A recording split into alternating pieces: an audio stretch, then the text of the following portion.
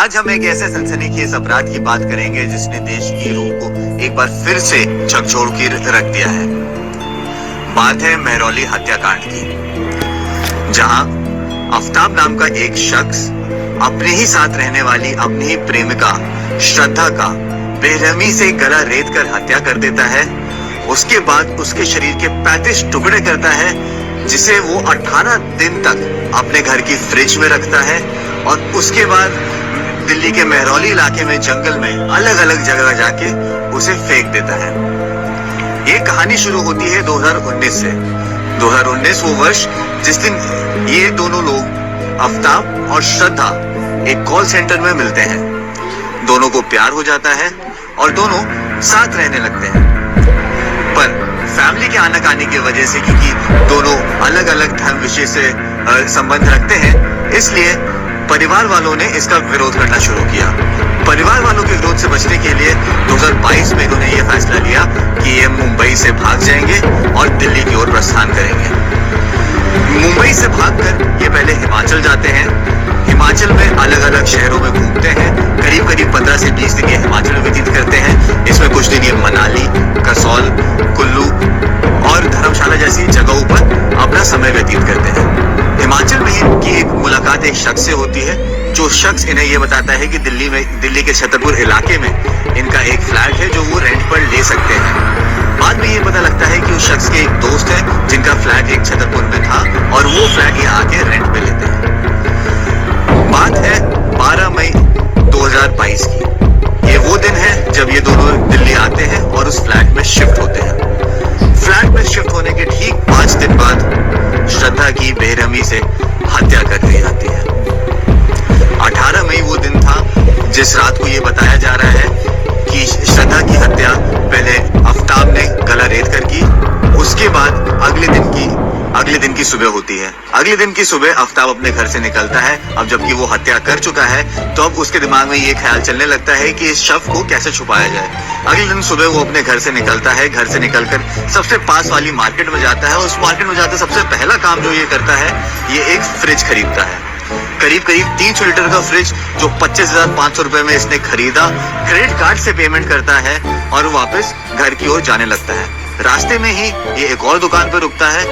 इस दुकान पे वो चाकू, जिसको बुचर्स नाइफ कहते हैं, जो कसाई यूज करते हैं जनरली अपना मुर्गे और अलग अलग काटने के लिए, ये वो नाइफ खरीदता है और गार्बेज बैग्स खरीदता है, कूड़े के पॉलिथीन खरीदता है उसी दुकान से। उसके बाद जब वो डिलीवरी ले रहा होता है उन दुकान वालों से, तो वो चाकू उसके हाथ में लग जाता है और उसका हाथ हल्का सा कट जाता है। तो इससे बचने के लिए वो बगल ही में एक क्लिनिक होता है, उस क्लिनिक में जाता है मरहम पट्टी कराने, जहां उसको स्टिचेस लगते हैं, एनेस्थीसिया का इंजेक्शन लगता है और वहां वो काफी देर बैठ के डॉक्टर से बात भी करता है। हमारे चैनल ने आज डॉक्टर से भी बात की और वहां ये पता लगा कि डॉक्टर और उसकी जो बातचीत हुई उसमें डॉक्टर को ये याद रहा कि वो बहुत ही ज्यादा ओवर कॉन्फिडेंट था खुद को लेकर के और बहुत ही ज्यादा गुस्से में दिखने वाला आदमी लग रहा था। हालांकि उसने डॉक्टर से भी बात करते करते उसने काफी बार इंग्लिश में ही बात की। हालांकि डॉक्टर कह रहे थे कि मैं हिंदी में बात करने की कोशिश कर रहा था उससे, पर वो इंग्लिश में ही बात कर रहा था। और उसने डॉक्टर को ये तक बताया कि वो मुंबई से दिल्ली आया है क्योंकि दिल्ली की IT कंपनीज बहुत अच्छी सैलरी देती हैं और इसी वजह से वो दिल्ली आया है और दिल्ली ही रह रहा है। इसके बाद ये शख्स घर जाता है। घर जाके अगले कुछ दिनों तक ये श्रद्धा के टुकड़े करता है, करीब 35 टुकड़े करता है। उनको पॉलिथीन में बांधता है, अलग अलग पॉलिथीन में बांध के उसको अपने फ्रिज में स्टोर कर देता है। फिर हर रात 2 बजे 1:30 बजे ये घर से निकलता है।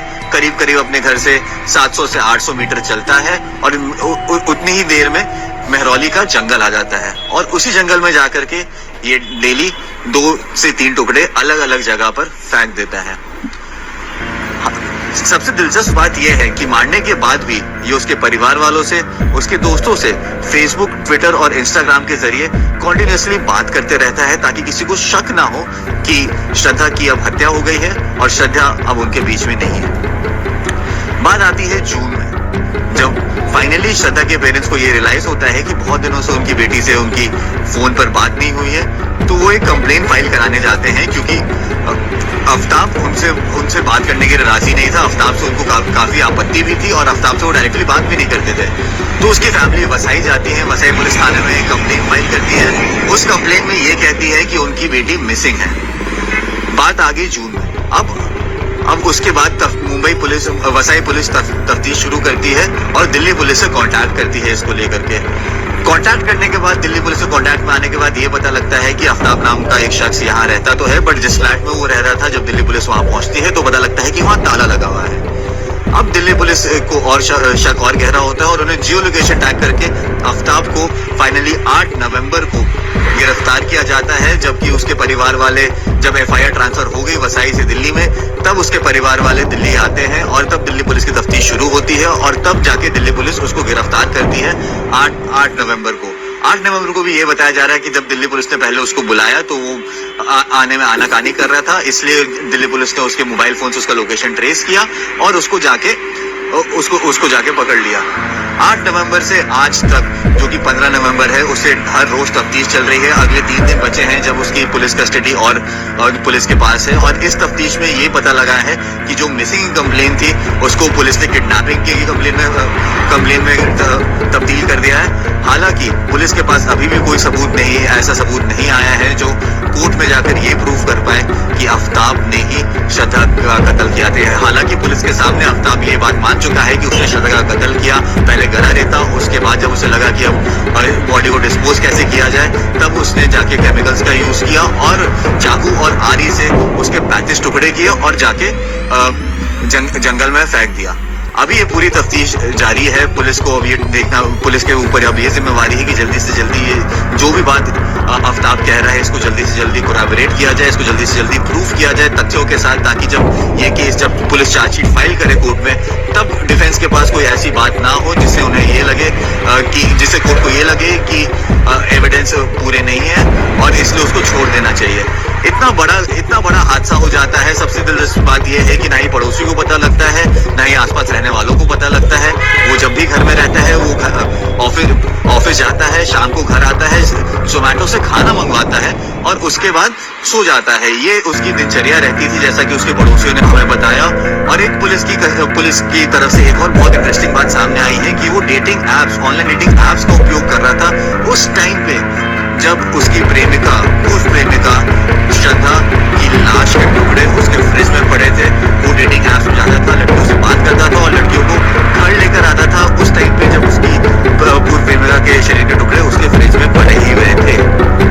ये बताता है कि किस तरह की मेंटालिटी थी उस आदमी की, किस तरह की सोच थी उस आदमी की, और ये हमारी सोसाइटी के लिए कितना ज्यादा नुकसानदायक हो सकता है।